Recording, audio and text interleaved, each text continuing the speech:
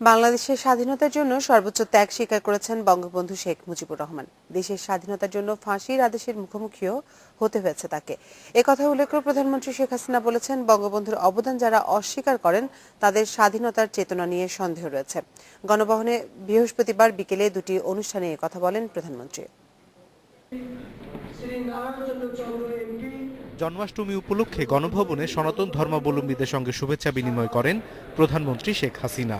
আওয়ামী লীগ ক্ষমতায় থাকলে সব ধর্মের মানুষ শান্তিতে থাকে বলে মন্তব্য করেন তিনি।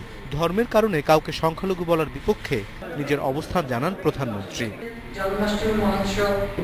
অনুষ্ঠানে প্রধানমন্ত্রী মুক্তিযুদ্ধে বঙ্গবন্ধুর অবদান ও নেতৃত্ব নিয়ে যারা প্রশ্ন তোলে তাদের সমালোচনা করেন। ইয়াহিয়া খান তো জিয়াউর রহমানকে চাকরির থেকেও চাকরিচ্যুত করে নাই, বা তার কথাও বলে নাই তার ভাষণে, বা অন্য কারো কথা বলেনি, বলছে একজনেরই কথা, তিনি হচ্ছেন জাতির পিতা বঙ্গবন্ধু শেখ মুজিবুর রহমান। তাকেই দোষারোপ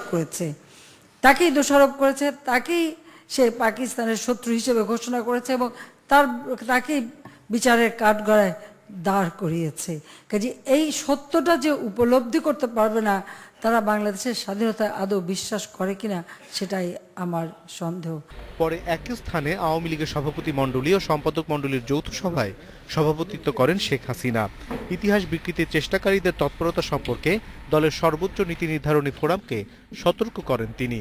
আওয়ামী লীগ সভাপতি বলেন, সুযোগ পেলেই ছবলের অপেক্ষায় স্বাধীনতা বিরোধী শক্তি। যারা মুক্তিযুদ্ধে চায়নি, যারা গণহত্যা সঙ্গে জড়িত, যারা এদেশে নারী ধর্ষণ, লুটপাট, অগ্নিসংযোগের সাথে জড়িত, তাদের সেই প্রেতাত্মাগুলি এখনো বাংলাদেশে রয়ে গেছে। সুযোগ পেলেই তারা ছোবল মারার চেষ্টা করে। এ ব্যাপারে বাঙালি জাতিকে সতর্ক থাকতে হবে। বিএনপির শাসনামলের দুর্নীতি, স্বজনপ্রীতির প্রসঙ্গ টেনে শেখ হাসিনা বলেন, বিএনপির মতো অদূরদর্শী নয় আওয়ামী লীগ। আওয়ামী লীগ ক্ষমতায় না থাকলে কি হবে তা বিবেচনায় নিয়ে জনগণকে বিএনপি জামাতের অতীত কর্মকাণ্ড মূল্যায়নের আহ্বান জানান শেখ হাসিনা। অনিমেষ কর, ইন্ডিপেন্ডেন্ট নিউজ, ঢাকা।